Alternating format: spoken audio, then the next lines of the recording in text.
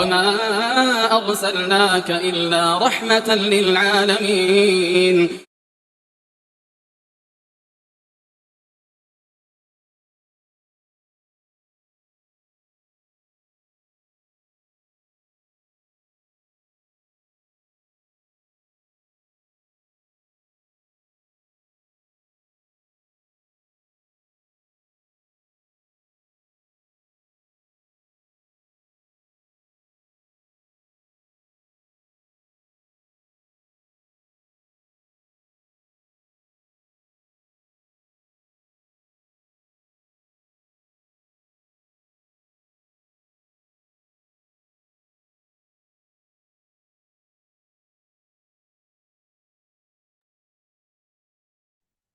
Bismillahirrahmanirrahim. Assalamualaikum warahmatullahi wabarakatuh. Alhamdulillah, wassalulillah, wala hawla wala quwwata illa billah, salatu wassalamu ala rasulillah, wa ala alihi wa sahbihi wa mawala. Wa nifitina azani Allah wa iyyakum. Alhamdulillah, bersyukur kepada Allah Subhanahu wa taala yang masih memberikan nikmat kepada kita sehingga kita bisa berkumpul di tempat ini secara offline dan juga secara online yang rangka untuk mempelajari agama Allah yaitu Islam, lebih khusus tentang pernikahan. Kita menggunakan acuan yaitu kitab Manhajus Salikin atau Minhajus Salikin karangan Syekh Abdurrahman bin Nasir As-Sa'di yang diambil atau dicomot di bab pernikahan. Ya, dengan dikasih judul pernak-pernik seputar pernikahan, kita sampai di bab ila, dihar, dan li'an. Jadi ini dinamika dalam pernikahan ya. Jadi ya intinya sebenarnya ini semua tuh berawal dari mulut tuh. Atau ya intinya mulut itu. Artinya orang kalau biasa menahan omongan itu harusnya nggak sampai pada level ini gitu. Nggak sampai level pada perbuatan tiga ini. Tapi kalau ya terbiasa memaki, terbiasa menghina, terbiasa menuduh gitu, ya nanti akan jatuh di salah satu dari tiga ini biasanya atau bahkan tiga-tiganya. Alhamdulillah. Ila adalah seorang suami bersumpah tidak akan menyetubuhi istrinya selamanya atau selama tenggang waktu dan lebih dari 4 bulan. Jadi seorang suami bersumpah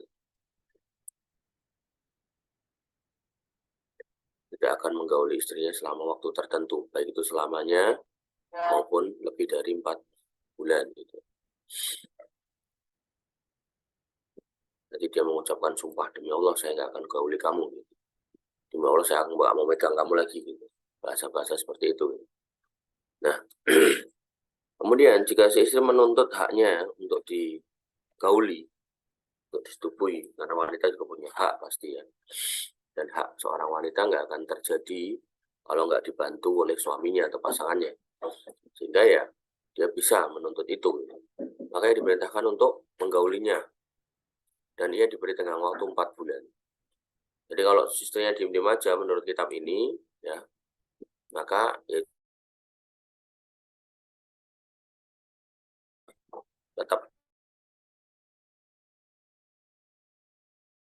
aku ya punya keperluan. Ya. Maka seorang suami ya diberi waktu maksimal 4 bulan. Tapi kalau istrinya diem aja nggak minta, maka bisa lebih dari 4 bulan. Ya. Nah, jika ia menggaulinya si istri ini, ternyata suaminya juga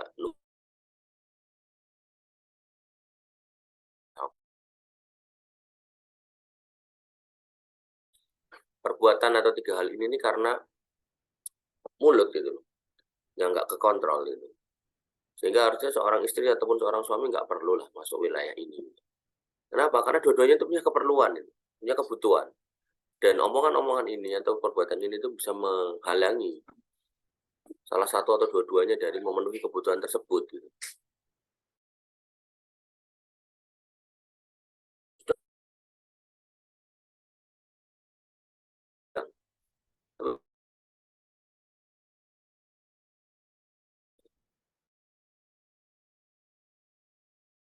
Nggak bisa. Gitu.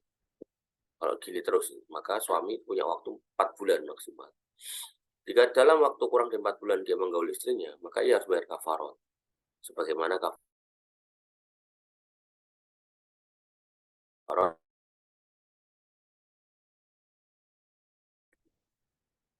Ingat gak?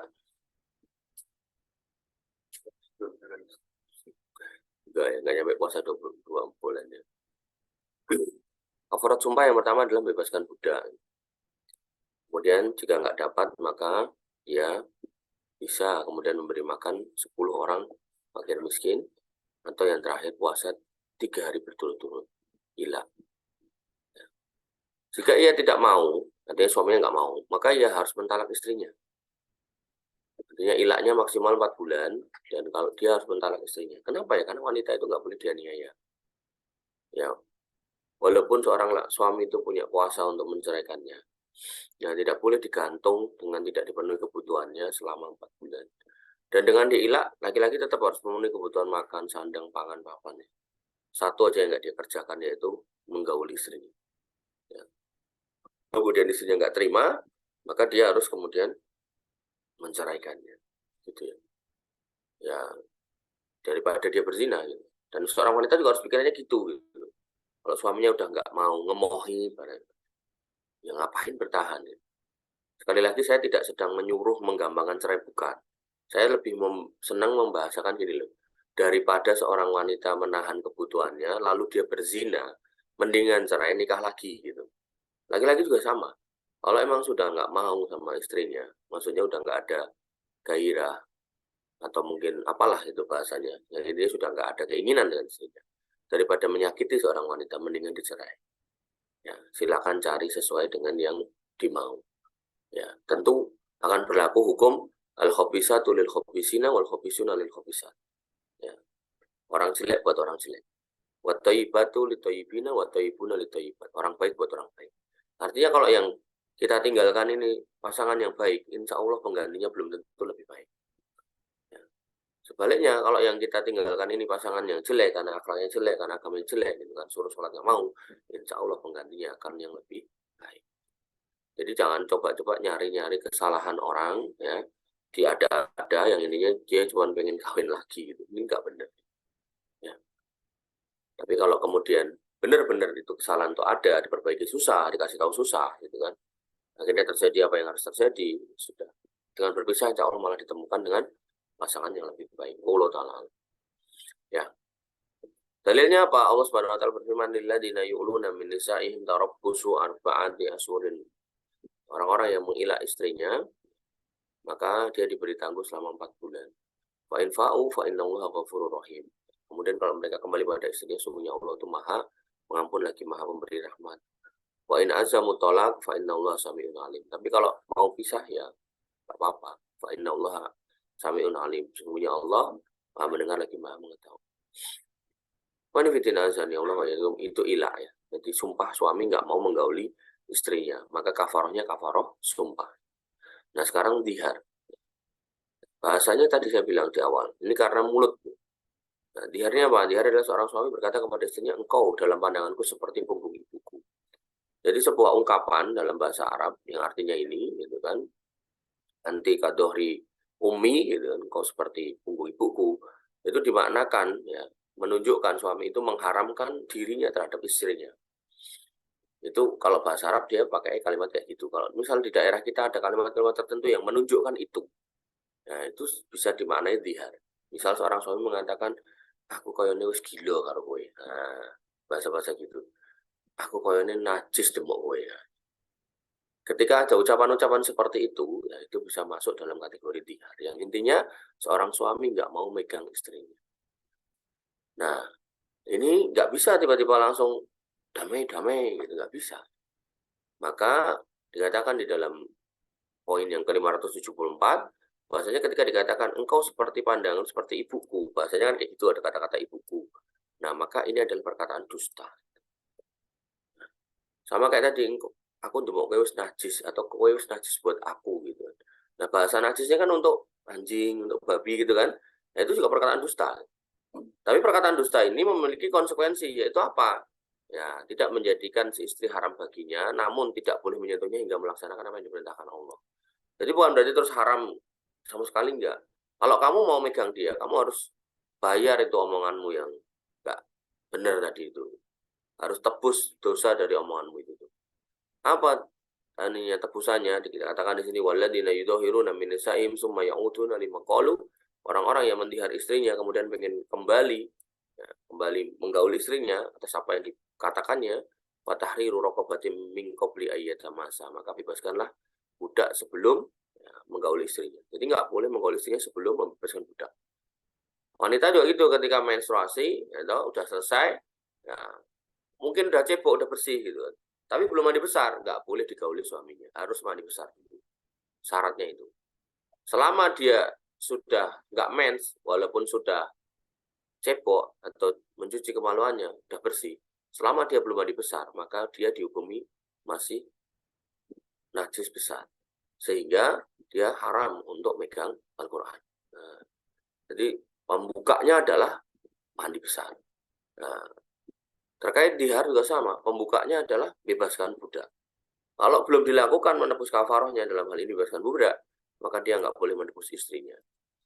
Dzalikum tu'atu nabi, itu adalah pelajaran diberikan kepada kalian. Wallahu bima ta'maluna khabir. Allah atas apa yang kalian berbuat, Allah maha teliti. Faman lam yajid fasiyamu sahraini mutatabi'aini min qabli ayyatamasa. Kata-kata min qabli ayyatamasa. Kalau kamu nggak bisa atau nggak sanggup atau nggak menemukan yang namanya budak, maka kamu puasa 2 bulan berturut-turut sebelum kamu gauli istrimu lagi. Jadi nggak boleh dilakukan jima sebelum diselesaikan penebusan dosanya. Pemalam yang statik, kok nggak sanggup, ya, karena 2 bulan itu juga bukan perkara yang gampang. Nah, maka fa'id amu sittina miskina, maka kasih makan 60 orang miskin. Dzalika litu'minu billahi wa rasulih, itu adalah sebagai bentuk kalian beriman kepada Allah dan Rasulnya, wa tilka hududullah, dan itu aturan Allah, walil kafirina adzabun alim, dan mereka yang mengingkari aturan ini, yaitu dihukumi sebagai orang-orang kufur, dan bagi mereka ya itu adab yang pedih. Jadi nggak boleh menyepelekan aturan ini.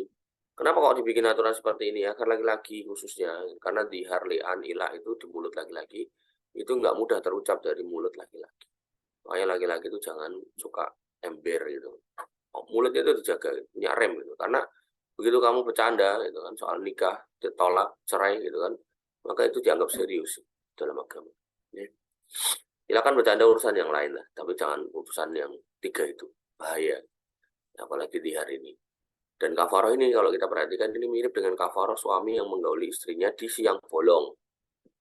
Nah, apesnya kalau yang mau suaminya tok, ya, memaksa istrinya, maka yang membayar kafaroh suaminya tok. Tapi kalau dua-duanya mau, yang bayar kafaroh dua-duanya. Nah, makanya wanita juga jangan, dek, oh mas, nah, kalau Ramadan stop, enggak mas, Ramadan mas.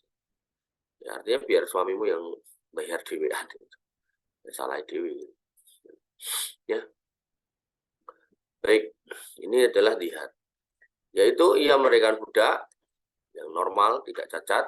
Kemudian jika ia tidak mendapatkannya, dia berpuasa 2 bulan berturut-turut. Jika nggak mampu, apa kasih makan 60 orang fakir miskin. Poin 576, hal ini berlaku bagi dihar yang mutlak selamanya maupun dihar sewaktu-waktu, misalnya selama 1 bulan Ramadan atau selainnya. Jadi sumpahnya dibatasi. Nah, kamu nggak tak gauli pokoknya. Sak terus berarti selamanya. Selama Ramadan ini. Nah, karena kamu udah tak anggap kayak apa punggungnya ibuku misalnya, bahasa-bahasa kayak gitu, maka ya berarti walaupun sudah lewat Ramadan, selama belum dipenuhi kafaratnya, dia nggak boleh menggauli, karena bahasanya tadi min qabli ayyatamasa, tunaikan itu semua sebelum kamu gauli istri. Berat ya.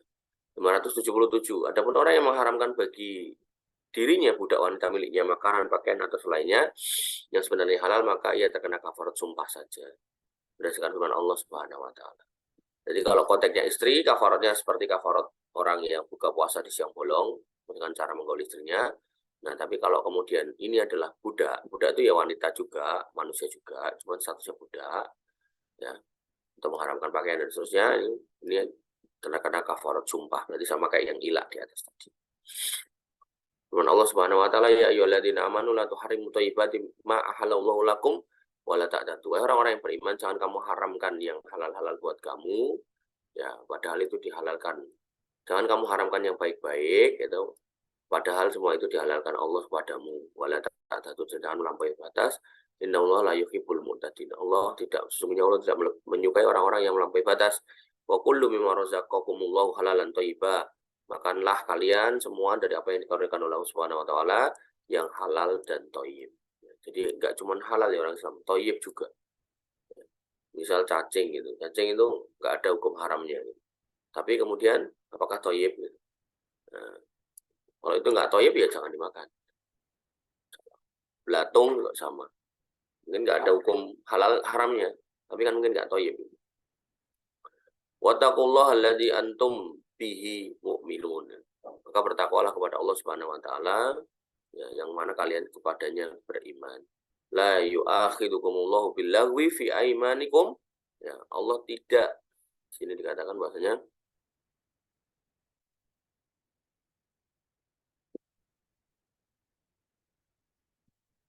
Allah tidak menghukum gitu. La yu'akhidukumullahu billaghwi, Allah tidak menghukum ya pada candaan kalian fi aimanikum, tentang sumpah-sumpah kalian, jadi persumpahan yang gojekan ini. Walaki yu'akhidukum bima aqadtumul aiman.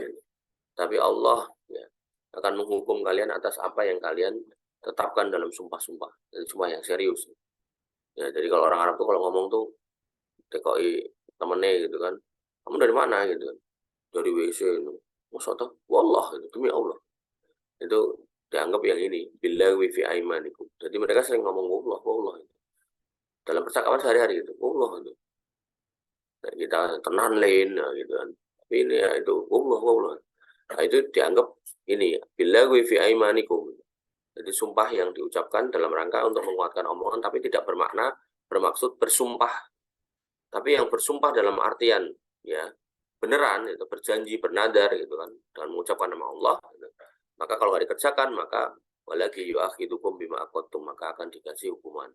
Maka kalau kamu nggak mau dihukum, maka kafaratuhu, maka kafarohnya adalah it'amu isrina miskina, kasih makan 10 orang miskin, min ausati ya, matut aimuna ahlikum au kiswatuhum wa tahriru raqabah, yaitu dari apa yang kalian kasihkan kepada keluarga kalian. Ya, keluargamu makan roti ya kasih makan 10 orang miskin pakai roti.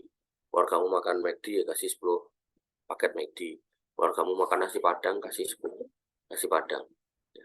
Nah dibalik-balik, keluarganya makan nasi padang terus 10 orang fakir miskin dikasih nasi aking gitu kan, enggak bener ya.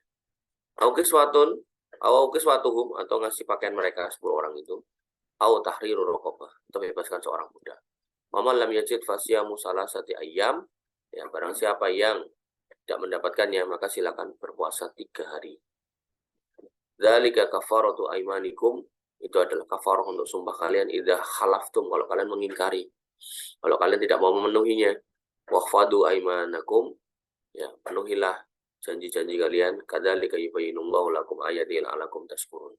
Ya, seperti itulah Allah menjelaskan kepada kalian ayat-ayatnya agar kalian menjadi orang-orang yang bersyukur. Ya bersyukur menjadi orang Islam ya, yang mana omongannya itu dikontrol, itu nggak asal janji. Kadang suami juga lebay, atau seorang laki-laki lebay, kamu kalau nikah sama aku nanti tak petikkan bintang-bintang di langit, itu juga sumpah. Nah, itu juga janji itu, janji yang nggak mungkin dipenuhi gitu ya, maka tebus tuh sumpahnya. Atau misal janji nanti kamu kalau tak nikah kamu akan selalu tak buat tersenyum setiap hari, angel itu, tapi ya terucap, ya nek wong itu kapusan ya, ya mau kan dinikahi, ternyata tiap hari malah nangis. Ya, janji itu harus dibayar. Kita masuk di poin selanjutnya, yaitu li'an. Poin 578. Li'an adalah seorang suami menuduh istrinya berbuat zina. Jadi seorang laki-laki, suami, menuduh istrinya berbuat zina. Kamu udah selingkuh sama si fulan. Maka yang dikenakan hukuman 80 kali cabukan. Hukum asalnya dia harus dicambuk 80 kali. Kalau dia nggak punya saksi selain dirinya. Jadi menuduh zina itu saksinya maksimal minimal 4 orang laki-laki yang melihat dengan mata kepala sendiri. Jadi kalau ada 2 orang lihat terus yang 2 di bawah sebagai saksi, kamu lihat enggak kata dia gitu. Nah, itu enggak dihitung yang 2 ini. Tapi kalau kemudian 4 yang lihat, benar-benar melihat.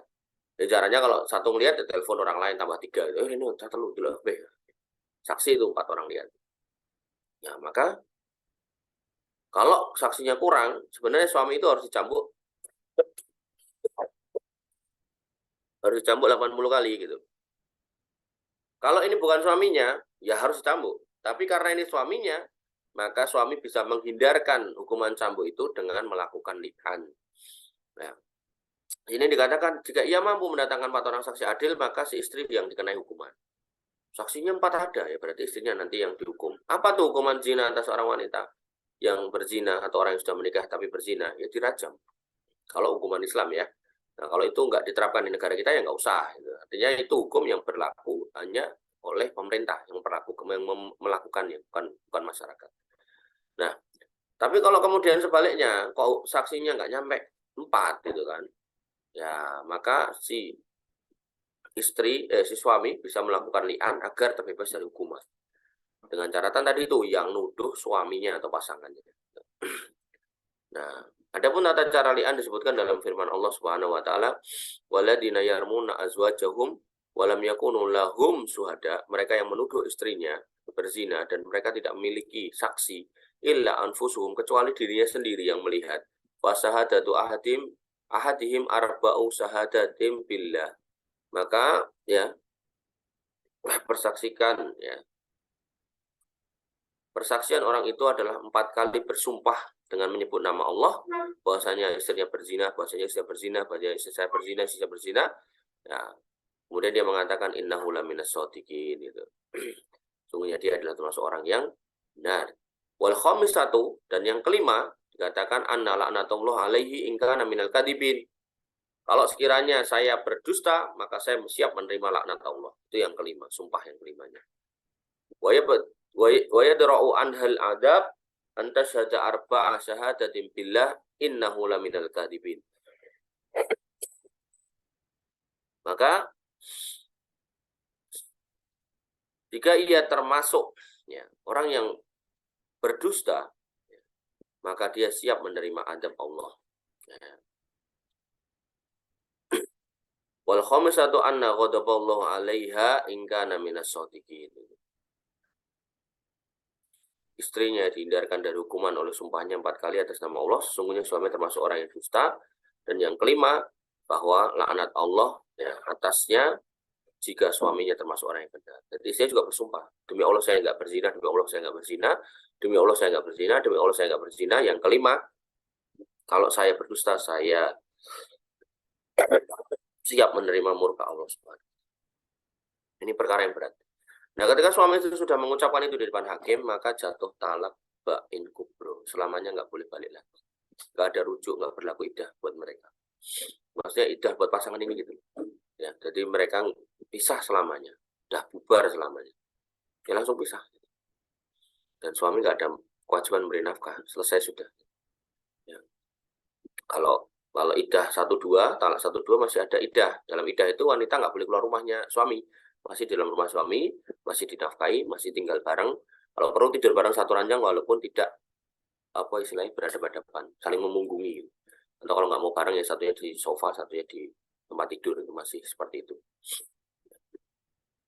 Yaitu dia suami bersumpah 5 kali dengan nama Allah bahwa istrinya telah berbuat zina, dan sumpah yang kelima ia berkata wa inna ya.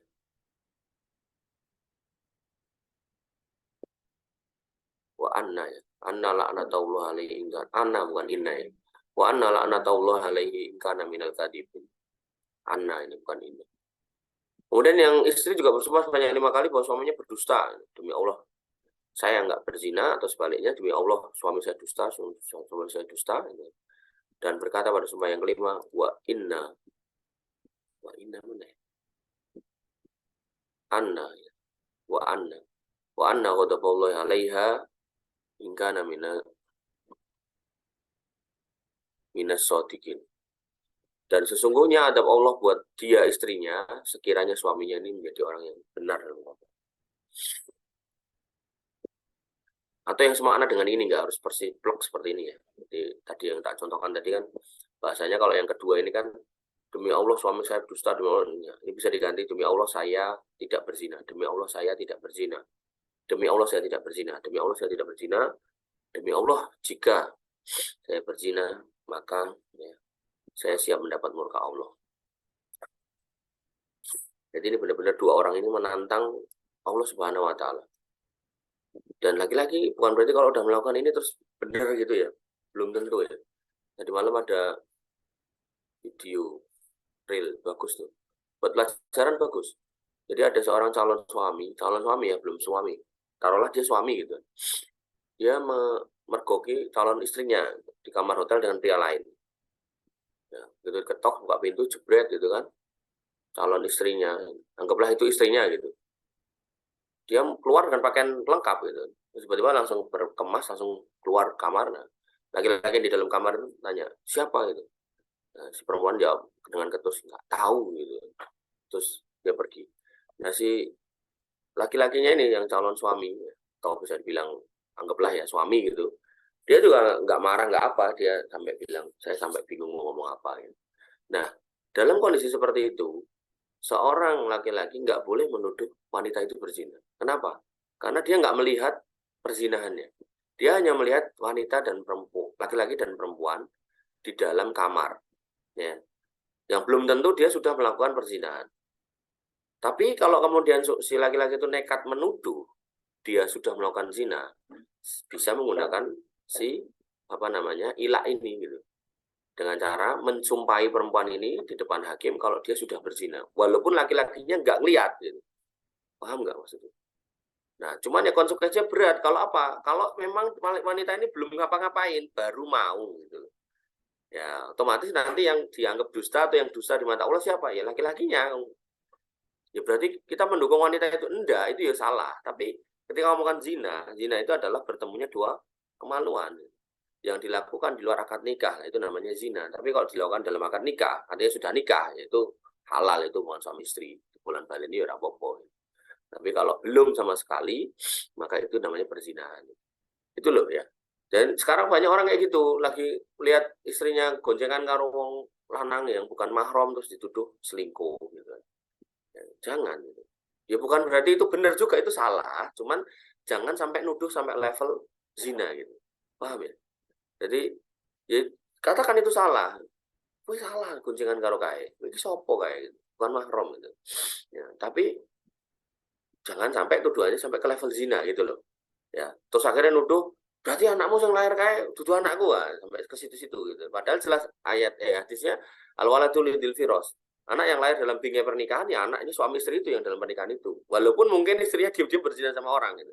Intinya selama kita nggak lihat dengan mata kepala kita sendiri, nggak usah kemudian berspekulasi mikir yang enggak. Ya itu benar-benar setan tuh main di situ, dan banyak suami istri itu rame itu ya kayak gitu, karena pasangannya entah istrinya entah suaminya belum lihat gitu kan, tapi dia sudah sampai pada level tuduhan. Ya, ini berat itu. Allah taala. Poin 580.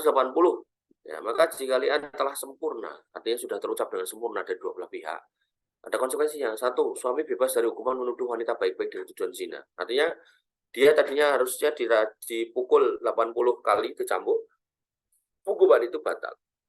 Nah, istri juga sama. Harusnya dia dirajam karena berzina gitu kan, tapi karena dia menolak mengingkari perzinaannya, maka dia bebas dari hukuman zina, dari hukuman rajam. Yang dituduh bebas dari, oh iya lupa, ya, kasih ya. Yang dituduh bebas dari hukuman rajam, yang menuduh bebas dari hukuman cambuk. Tapi apa konsekuensi yang ketiga? Dua-duanya dipisahkan selama-lamanya, nggak bisa balik. Mau CLBK mau apalah, itu nggak ada, nggak berlaku buat dua orang itu selamanya. Kemudian jika anak disebutkan dalam kasus li'an, maka otomatis nasab suami hilang. Artinya gini, ketika kemudian ya wanita ini tadi di kamar tadi sama seorang laki-laki, taruhlah suaminya taruhlah ya kulitnya putih, perempuan itu kulitnya putih. Kemudian ini laki-laki yang di kamar itu ternyata berkulit hitam, dalam artian kulit hitam itu ras yang beda, itu misal Afrika atau apa gitu. Nah ternyata lahir anak Afrika ini. Nah akhirnya suami, oh berarti kan anak ya. Nah anak yang dituduhkan dalam proses li'an ini itu kemudian nasab kepada suaminya dihilangkan dengan catatan terjadi li'an ya. Allah alam. Maka ya jagalah pernikahan itu sebaik-baiknya. Laki-laki memang pengen nikah lagi. Perempuan kalau emang udah nggak senang sama suaminya, ya ajukan cerai aja nggak apa-apa. Daripada harus apa ya? Ya kita kalau kalau ngelihat taruhlah di reel gitu ya, ada tadi itu ada kasus yang tadi itu di bawahnya itu terus muncul yang mirip-mirip kayak gitu. Algoritmanya itu terus mengarahkan kita untuk ditampilkan video-video yang mirip kayak gitu, dan jumlah itu banyak gitu. Makanya kalau Nabi mengatakan fitnah terbesar umat ini adalah wanita, itu ya nggak salah gitu. Karena memang ya yang terjadi tidak kayak gitu gitu. Laki-laki sekuat apapun kuda perempuan ya kalah. Demikian yang bisa kita sampaikan dan kita diskusikan. Kurang lebih mohon maaf. Assalamualaikum warahmatullahi wabarakatuh. Assalamualaikum warahmatullahi wabarakatuh.